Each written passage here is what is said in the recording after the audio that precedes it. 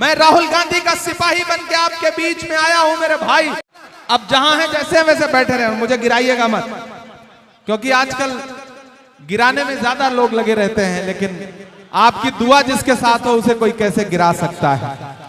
मैं गिरा और न मेरे गुंबदों मीनार गिरे, मुझको कुछ लोग गिराने में कई बार गिरे। तो ये सिलसिला तो चलता रहेगा। जो हर जालिम से टकराएगी वो आंधी बनाऊंगा, नए अंग्रेज आए हैं नया गांधी बनाऊंगा। मैं डरा नहीं, मैं झुका नहीं, कहीं छुप छुपा के खड़ा नहीं, जो डटे हुए हैं महास पर मुझे उन सफों में तलाश कर। मंदिरों में भजन चल रहा है, मस्जिदों में दुआ चल रही है, जिस तरफ भी नजर तुम उठाओ कांग्रेस की हवा चल रही है। कि कहां सोया है चौकीदार, कहां सोया है चौकीदार, के चाय बेचने वाला पूरा भारत बेच रहा है। सही कह रहा हूं कि नहीं कह रहा हूं? सही कह रहा हूं कि नहीं कह रहा हूं? तो फिर तैयार रहिएगा, आपकी तालियों का शोर जाना चाहिए दिल्ली तक। पहली बार आपके दयारे मोहब्बत में हाजिर हुआ हूं।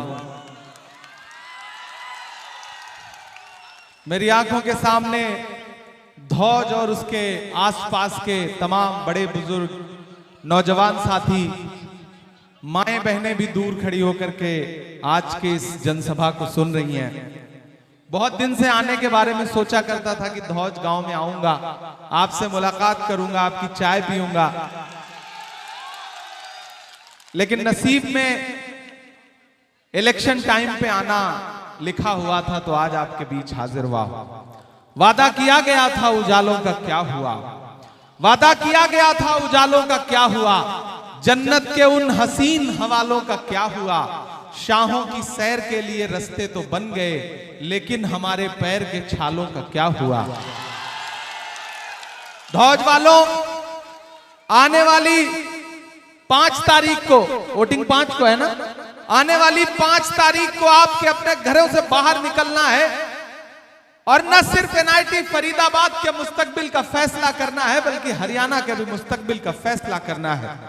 वो हरियाणा जो पिछले 10 साल से बाट जो रहा है विकास की, डेवलपमेंट की, रोजगार की, जिसे पिछले 10 साल में भारतीय जनता पार्टी की सरकार ने जी भर के लूटा है, बर्बाद किया है, वो हरियाणा बदलाव के मुहाने पे खड़ा है। आप बड़ी तादाद में यहां इकट्ठा हैं। मैं नीरज शर्मा जी के लिए आपसे अपील करने आया हूं। मेरे भाई, ये इलेक्शन बहुत जरूरी इलेक्शन है। अगर आपको यह लगता है कि इलेक्शन सिर्फ विधानसभा में वोट देने का इलेक्शन है, तो आप गलतफहमी के शिकार हैं। यह इलेक्शन सिर्फ विधानसभा में एक विधायक चुनने का इलेक्शन नहीं है। दरअसल जिसका राज हरियाणा पे होता है, जिसके पास हरियाणा होता है, उसी के पास दिल्ली होती है। यह इलेक्शन हरियाणा जीतने के साथ साथ आने वाले दिनों में दिल्ली की गद्दी पे राहुल गांधी को प्रधानमंत्री बना के बैठाने का इलेक्शन है। मैं इसलिए आपके बीच में आया हूं। मैं कल जम्मू कश्मीर में था, सभाएं कर रहा था, रात में 1 बजे दिल्ली लौट के आया और सुबह से इंतजार कर रहा था कि जल्दी से ध्वज के लोगों के बीच में जाऊं, आपसे गुफ्तगू करूं। यहां तमाम बुजुर्ग बैठे हुए हैं। मेरे भाई, आपको 2 बातें समझनी है। भारतीय जनता पार्टी बुरी तरह से हरियाणा में सरकार से बाहर जा रही है, हारने जा रही है। गांव गांव में चले जाओ, लोग एक ही बात कह रहे हैं कि इस बार भाजपा के लिए कुछ भी नहीं है। हाथ का पंजा कमल के फूल को उखाड़ के किनारे रख देगा तालाब से, इसमें कोई दो राय नहीं है। लेकिन एक बात आपको समझनी पड़ेगी, भाजपा बहुत शातिर पार्टी है। जब वो जानती है कि वो अकेले नहीं जीत पाएगी, तो फिर वो और अपने दोस्तों को शामिल करती है ताकि आपका वोट बढ़ सके, ताकि बंटवारा हो सके। तो एक चीज आप ये जान लो, बंटने का मतलब है नुकसान होना, बंटने का मतलब है भारतीय जनता पार्टी को फायदा होना। ये जो चाबियां लेके घूम रहे हैं लोग, कल तक भाजपा के ताले में ही फिट थे, आज चाबी लेकर के निकल आए, आज चाबी अलग लेके निकल आए, लेकिन कल तक कौन से ताले में फिट थे? नरेंद्र मोदी जी वाले ताले में फिट थे, अमित शाह जी वाले ताले में फिट थे कि नहीं थे? खट्टर साहब ही उस ताले को इसी चाबी से खोला करते थे। खोला करते थे कि नहीं करते थे? और एक चीज जान लो, मैंने सुना है यहां एक साहब ऐनक लेके भी आए। आप वो ऐनक लगाओगे तो चेहरा नरेंद्र मोदी का दिखेगा, किसी और का नहीं दिखेगा, ये याद रखना। ये चाबी हो या ऐनक हो, सबके तार मुझे पता है कहां जाके जुड़े हैं। बहुत बुलंद फजा में तेरी पतंग सही, मुझे पता है मगर डोर किसके हाथ में है। दिल्ली में कौन बैठ करके डोर घुमा रहा है हमें पता है। ये इलेक्शन डेवलपमेंट का इलेक्शन है। भाजपा बांटने की राजनीति करती है, कांग्रेस पार्टी बांटने की राजनीति नहीं करती। मेरे भाई, मैं जब दिल्ली से चला और इन रास्तों पर चलता हुआ यहां पहुंचा तो मेरी आंखों में भारत जोड़ो यात्रा का वो मंजर तैर रहा था कि जब इन्हीं सड़कों पे सुबह सुबह 5 बजे 6 बजे कोहरे में एक शख्स कन्याकुमारी से चलता हुआ लगातार अपने पैर के छालों की परवाह किए बगैर एक नारा लगाता हुआ जा रहा था कि नफरत के बाजार में मोहब्बत की दुकान खोलनी है। एक नारा लगा रहा था कि नफरत छोड़ो भारत जोड़ो। उस इंसान का नाम है राहुल गांधी। मैं चला हूं राहुल गांधी के साथ। फौज वालों, जब मैं राहुल गांधी के कंधे से कंधा मिला के भारत जोड़ो यात्रा में चल रहा था तो लोग मुझसे कहते थे कि इमरान साहब आप तो शायर हैं, आप क्या कहेंगे, आप राहुल गांधी को चलते हुए देख रहे हैं। तब मैं कहता था कि जो हर जालिम से टकराएगी वो आंधी बनाऊंगा, जो हर जालिम से टकराएगी वो आंधी बनाऊंगा। नए अंग्रेज आए हैं, नया गांधी बनाऊंगा। मैं चला हूं राहुल गांधी के साथ और आज आपके गांव में आपसे यह कहने आया हूं। मैं इकराम साहब का शुक्रिया अदा करूंगा कि इन्होंने महसूस किया, इन्होंने समझा कि बंटने से कोई फायदा नहीं है। ये लड़ाई दो विचारधाराओं के बीच में है। एक तरफ नफरत की विचारधारा खड़ी है और एक तरफ मोहब्बत की विचारधारा खड़ी है, जिसके अलमबरदार राहुल गांधी हैं।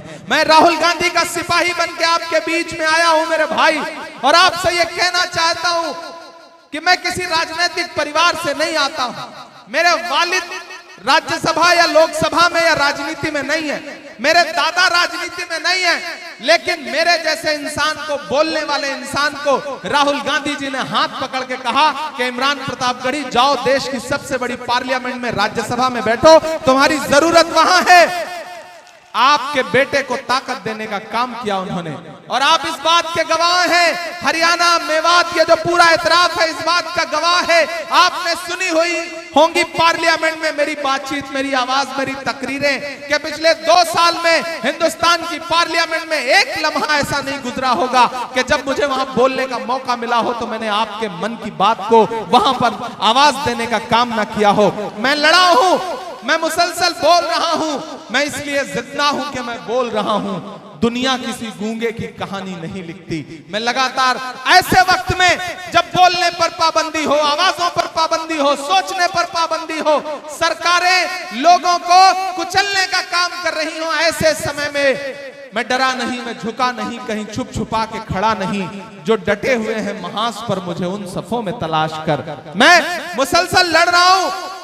और यहां इसलिए आया हूं मेरे भाई कि पार्लियामेंट में हमारे दोस्त हैं दीपेंद्र हुड्डा जी, भाई हैं हमारे वो। उन्होंने मुझसे कहा कि इमरान भाई नीरज शर्मा के लिए एनआईटी फरीदाबाद जाइए, वहां लोगों से अपील करिए, उनको समझाइए कि सरकार बनने जा रही है, एक तरफा सरकार बनने जा रही है। मंदिरों में भजन चल रहा है, मस्जिदों में दुआ चल रही है, जिस तरफ भी नजर तुम उठाओ कांग्रेस की हवा चल रही है। पूरा हरियाणा एक सुर में, क्या हिंदू, क्या मुसलमान, क्या सिख, क्या ईसाई, क्या दलित भाई, हर व्यक्ति एक सुर में कह रहा है कि कमल अब मुरझा रहा है और हाथ का पंजा लगातार छाने जा रहा है। हरियाणा में सरकार बनने जा रही है। इसका इससे बड़ा सबूत क्या हो सकता है कि चुनाव से 6 महीने पहले खट्टर साहब को यहां से हटा करके दिल्ली भेज दिया गया और यहां से आपके ऊपर एक पर्ची वाले मुख्यमंत्री थोप दिए गए। लेकिन भाजपा की कोई भी तरकीब काम नहीं आ रही है। हरियाणा की जनता ने मन बना लिया है। हरियाणा की जनता महंगाई से परेशान है। हरियाणा के लोग सेना में जाने वाले लोग हैं, अपने खून पसीने से भारत की सरहदों की हिफाजत करने वाले लोग हैं, लेकिन इस सरकार ने क्या किया? अग्निवीर ला करके हरियाणा के नौजवानों के सपने को तोड़ने का काम किया। खुद तो 75 साल की उम्र में भी प्रधानमंत्री बनने का सपना पालेंगे, लेकिन हरियाणा के युवाओं से कहेंगे कि तुम नौकरी लो और 4 साल में रिटायर होकर के घर बैठ जाओ। इन्होंने नौजवानों के साथ धोखा किया, इन्होंने महिलाओं के साथ धोखा किया। ये नारा लगा करके आए थे कि बहुत हुई महंगाई की बार, अब की बार मोदी सरकार। फिर हालत क्या हुई और अब हालत क्या है? जो पेट्रोल डीजल 58 का था वो 100 का हो गया, जो गैस सिलेंडर 400 का था वो 1000 का हो गया। तब मुझे लगता है कि मैं शायर भी हूं तो मुझे एक नज्म सुनानी चाहिए। मैं पढ़ता हूं और आपसे दुआ मांगता हूं कि कहां सोया है चौकीदार, कहां सोया है चौकीदार, कहां सोया है चौकीदार, कहां सोया है चौकीदार। विजय माल्या नाक के नीचे से हो गया फरार, कहां सोया है चौकीदार, कहां सोया है चौकीदार। गैस सिलेंडर की कीमत भी 1000 के पार, कहां सोया है चौकीदार, कहां सोया है चौकीदार। के चाय बेचने वाला पूरा भारत बेच रहा है। सही कह रहा हूं कि नहीं कह रहा हूं? सही कह रहा हूं कि नहीं कह रहा हूं? तो फिर तैयार रहिएगा, आपकी तालियों का शोर जाना चाहिए दिल्ली तक। मैं पढ़ता हूं कि चाय बेचने वाला पूरा भारत बेच रहा है, इसी काम में हासिल उसे महारत बेच रहा है। कि रेल बिक गई, तेल बिक गया, बिका हवाई अड्डा। सही बात है कि नहीं है? तो अगली जो लाइन आने जा रही है उस पर कोई भी हाथ खामोश नहीं रहेगा। मैं पढ़ने चल रहा हूं कि रेल बिक गई, तेल बिक गया, बिका हवाई अड्डा, सब कुछ बिकता देख के खुश हैं अपने जेपी नड्डा। कि जनता महंगाई की मारी करती हाहाकार, कहां सोया है चौकीदार, कहां सोया है चौकीदार। धौज वालों, ये कहा था कि खजाने की चाबी मुझे सौंप दो, मैं देश नहीं लुटने दूंगा। लेकिन पिछले 10 साल में देश को नफरत के अलावा भारतीय जनता पार्टी ने कुछ नहीं दिया और हरियाणा को सबसे ज्यादा लूटा गया। जबकि हरियाणा दिल्ली से सटा हुआ राज्य है तो सबसे ज्यादा डेवलपमेंट की जरूरत यहां थी। मैंने नीरज भाई को लड़ते हुए देखा है असेंबली में। आज तक और कोई ऐसा एमएलए नहीं मिला जो इन फासिस्ट ताकतों के खिलाफ खड़ा हो जाए कफन पहन करके और ये कह दे कि मैं कफन बांध के आया हूं, मैं अपनी जनता के लिए लड़ूंगा, कफन खुद लेके आया हूं, तुम मेरा जो बिगाड़ सकते हो बिगाड़ लो। ऐसे मशहूर मजबूत, और चूंकि ये इनका दोहरा अधिकार है मेरे ऊपर। मैंने सुना है कि इस विधानसभा में हमारे उत्तर प्रदेश के भी बहुत सारे प्रवासी साथी रहते हैं, प्रतापगढ़ के भी कुछ साथी हैं। अभी मुझे पता चला कि एक बुजुर्ग यहाँ पर हैं, वो मिलना चाहते हैं, मैं भी मिलूंगा अभी उनसे। तो मैं आपसे एक गुजारिश और करना चाहता हूं कि मेरे भाई नीरज शर्मा को जिताइए। जब 5 तारीख को अपने घरों से बाहर निकलिए तो ये सोच के निकलिए कि नीरज शर्मा को हाथ के पंजे के सामने वाला बटन दबा के दिया गया आपका एक वोट सिर्फ नीरज शर्मा को नहीं मिलेगा, मोहब्बत के उस मसीहा को मिलेगा जिसका नाम राहुल गांधी है। नीरज शर्मा को आपका दिया गया एक वोट सिर्फ नीरज शर्मा को नहीं मिलेगा, भाई दीपेंद्र हुड्डा को मजबूत करेगा, उनको ताकत देगा। नीरज शर्मा को आपका दिया गया एक वोट इमरान प्रतापगढ़ी के ऊपर आपका एहसान होगा। ये मैं आपसे गुजारिश करने आया हूं, इसलिए कहता हूं कि नीरज भाई को जिताइए। नीरज भाई को आप जिताएंगे, आप बहुत समझदार लोग हैं। मैं इशारे में आपसे एक ही बात कहूंगा कि मेरे भाई भटकिए मत, बटिए मत, सरकार बनने जा रही है। दिल्ली के गलियारों में मीडिया के किसी भी साथी से पूछ लो, हर आदमी कहेगा कि भाजपा हरियाणा में लड़ाई में है ही नहीं, एक तरफा कांग्रेस की सरकार बनने जा रही है। ऐसे में मेरी आपसे गुजारिश है कि जब सरकार बनने जाती है तो उस बनती हुई सरकार पे अपना हक जताओ। सरकार को एहसास दिलाओ, पार्टी को यह एहसास दिलाओ कि आप सबके समर्थन से सरकार बनी है। आपने नीरज जी को जिता करके असेंबली पहुंचाया है, तब सरकार बनी है। यह अहद कर लीजिए, एक भी वोट कहीं बांटोगे तो सीधे भाजपा को फायदा पहुंचेगा। एक भी वोट कहीं बांटना नहीं है। यह मेरी आपसे गुजारिश है। और एक आखिरी बात आपसे कहता हूं कि आप तो इस बात पर ईमान रखते हो ना कि मजदूर का पसीना सूखने से पहले उसकी मजदूरी उसे दे देनी चाहिए। रखते हो ना इस बात पे ईमान? मैं तो रखता हूं कि मजदूर का पसीना सूखने से पहले उसकी मजदूरी उसे दे देनी चाहिए। तो फिर याद करो, कन्याकुमारी से कश्मीर तक पैदल चलता हुआ एक नेता, एक टी शर्ट में, एक कपड़े में, अपने पैर के छालों की परवाह किए बगैर, नारा क्या था? नफरत छोड़ो भारत जोड़ो। नफरत कम होगी तो सुकून किसे मिलेगा? हमको मिलेगा, आपको मिलेगा, समाज को मिलेगा। नफरत कम करने के लिए, नफरत खत्म करने के लिए एक आदमी कितने किलोमीटर चला?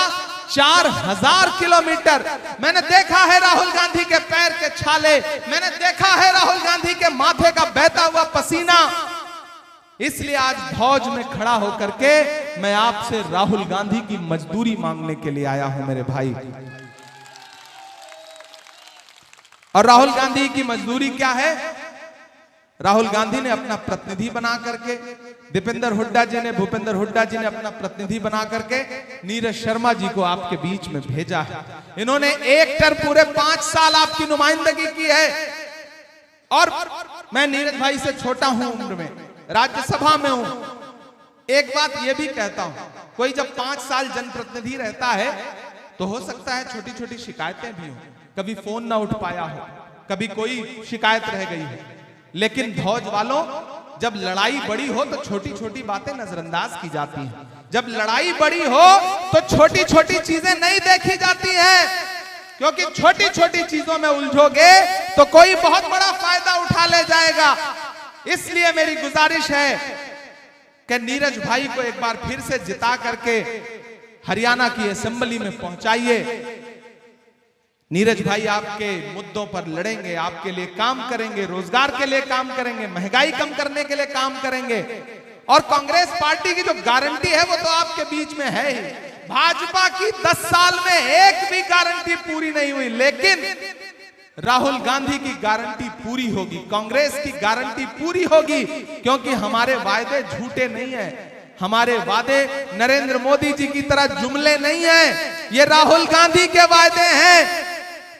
प्रधानमंत्री जी अपने भाषणों में आजकल बड़े थके हुए दिख रहे हैं, महसूस किया आपने? जब से 240 सीट आई है तब से बहुत चेहरे पे वो रौनक तो नहीं है। मेरे भाई जानते हैं, जब पार्लियामेंट में खड़े होकर के वो कहते थे कि बताओ कांग्रेस वालों 70 साल में क्या किया, तो एक दिन मेरा मन हुआ कि मैं खड़ा होकर बता दूं। तो खरगे साहब ने मुझसे कहा कि नहीं इमरान मत बताना, जो बताओगे ये उसको भी बेच देंगे, इनका काम सिर्फ बेचने का है। 70 साल का हिसाब मांगती है भाजपा। अरे मैं फौज में खड़ा होकर के भाजपा वालों से कहना चाहता हूं कि जो सरकार अपना चलाया हुआ 2000 का नोट 7 साल नहीं चला सकी, वो हमसे 70 साल का हिसाब मांगती है। ये झूठे लोग हैं, इनके किसी झूठ में मत आना, भाजपा के किसी झूठ में मत फंसना। और ये जो बाकी लोग घूम रहे हैं, कोई इंडिपेंडेंट घूम रहा है, कोई कहीं से चाबी लेके आया है, कोई ऐनक लगा के आया है, कोई फायदा नहीं है। कोई 2000 वोट काट लेगा, कोई 3000 वोट काट लेगा, कोई 5000 वोट काट लेगा, इससे फायदा क्या होगा? बहुत समझदारी भरी बात आपसे कह रहा हूं। आपके पड़ोस में हरियाणा है, राजस्थान है। राजस्थान में हमारी पार्टी के एक बड़े नेता हैं सीपी जोशी जी, नीरज भाई आपको याद होगा, मुख्यमंत्री बनने की दौड़ में थे और विधानसभा चुनाव में क्या हुआ, 1 वोट से चुनाव हार गए। न विधायक बन पाए तो मुख्यमंत्री क्या ही बनते। बंटने का नुकसान ये होता है, एक एक वोट की अहमियत ये होती है। मैं इसलिए आपसे गुजारिश करने आया हूं कि ठीक है, कोई भी आपके दरवाजे पे कोई भी झंडा लेके आए, आप उससे कह देना कि ये जो कांग्रेस का झंडा है इसमें 3 रंग हैं और तिरंगे में भी 3 रंग हैं। ये झंडा हमारी भावना से जुड़ा है। ये जो कांग्रेस का झंडा है यही असली झंडा है और यही देश के लोगों का मन भी है। इसलिए मैं आपसे आखिर में गुजारिश कर रहा हूं, एक नज्म भी सुनाऊंगा, नहीं सुनाऊंगा तो आप कहेंगे कि देखिए खाली भाषण सुना के चला गया। मैं बिल्कुल सुना दूंगा, सुना दूं नीरज भाई। नीरज भाई देखिए पंडित आदमी हैं, ये भी कथा सुनाते हैं, हम शायरी सुनाते हैं। नीरज भाई अच्छे आदमी हैं। आज इनसे पहली बार किसी जलसे में मुलाकात हो रही है, वरना जब दिल्ली में हम लोग प्रोटेस्ट करते थे और हमें पुलिस पकड़ करके, सारे सांसदों को पुलिस पकड़ के फरीदाबाद थाने में ले आती थी, तब हम लोगों के लिए खाना लेकर के नीरज भाई वहां आते थे। केसी वेणुगोपाल जी, दीपेंद्र हुड्डा साहब, हम सारे लोग वहां पे रहते थे। तो इनका नमक भी खाया है मैंने। मैं तो ये भी कहूंगा कि धौज और एनआईटी फरीदाबाद के लोगों का नमक भी खाया है मैंने। और इरशाद सरपंच साहब कहाँ हैं? बहुत मुबारकबाद दूंगा आपको एक शानदार प्रोग्राम करने के लिए। हमारे साथी हाजी फहीम साहब यहाँ हैं, हमारे गफ्फार साहब कुरैशी साहब हमारे चेयरमैन हैं, वो भी यहाँ पे मौजूद हैं। धौज वालों और पूरी एनआईटी फरीदाबाद तक ये वीडियो जाएगा, पूरे हरियाणा तक जाएगा। मैं आप साथियों से एक बात कहना चाहता हूँ, हाजी कफील साहब और भी जो, ठीक है जहां चचा रहने दीजिए, अब बैठाइए मत। अब जो चुनाव में खड़े हैं उनको बैठाइए, ज्यादा ठीक रहेगा। ये लोगों को तो खड़े ही रहने दीजिए, इन लोगों को तो खड़े ही रहने दीजिए। ये नौजवान जो है ना, ये आने वाली 5 तारीख को एनआईटी फरीदाबाद के भविष्य का फैसला करेंगे। इनका जोश, इनका जज्बा, और आज जहां से आप लोगों ने रिसीव किया, पिछले 4-5 किलोमीटर में जो हुजूम था कांग्रेस पार्टी का झंडा लेकर के, जो जुलूस था, आज शाम से कई प्रत्याशियों को नींद नहीं आएगी, आप ये बात जानते हो। तो ये जोश आने वाली 5 तारीख तक बरकरार रखना है, बूथ पर जाना है, एक भी वोट का नुकसान नहीं करना है। आपसे एक शिकायत भी है मुझे, आप सुबह जब चाय की दुकान पे बैठते हो ना, तो 2 मिनट में हरियाणा का चीफ मिनिस्टर बदलते हो, और जब शाम में चाय पी रहे होते तो 2 मिनट में प्रधानमंत्री बदल देते हो। लेकिन जिस दिन वोट देने जाना होता है उस दिन आपको लगता है कि यार नीरज शर्मा तो जीत ही रहे हैं, कौन जाए लाइन में लगे, कौन धूप में परेशान हो, हमारे एक वोट से क्या हो जाएगा। नहीं, अपने एक एक वोट की अहमियत समझिए, एक एक वोट का महत्व समझिए, ज्यादा से ज्यादा तादाद में जाइए। मैंने कहा ना, ये लड़ाई सीधे कांग्रेस की सरकार बनाने की लड़ाई है और भाजपा को सरकार से उखाड़ फेंकने की लड़ाई है। इसलिए मेरी आपसे गुजारिश है कि 5 तारीख को घरों से बाहर निकलिए, जाइए और नीरज भाई को जिताइए। मैं पहली बार आया हूं लेकिन आखिरी बार नहीं आया हूं। धौज वालों, हाँ, मैं पहली बार आया हूं, आखिरी बार नहीं आया हूं। और मैं आपसे बहुत दूर भी नहीं हूं, मैं कुछ किलोमीटर की दूरी पर रहता हूं। मैं नीरज शर्मा भाई की वकालत करने भी आया हूं और इनकी जमानत लेने भी आया हूं। और आपसे ये कह रहा हूं कि इन्हें जिताइए, ये आपके लिए काम करेंगे और लड़ेंगे, खड़े मिलेंगे आपको।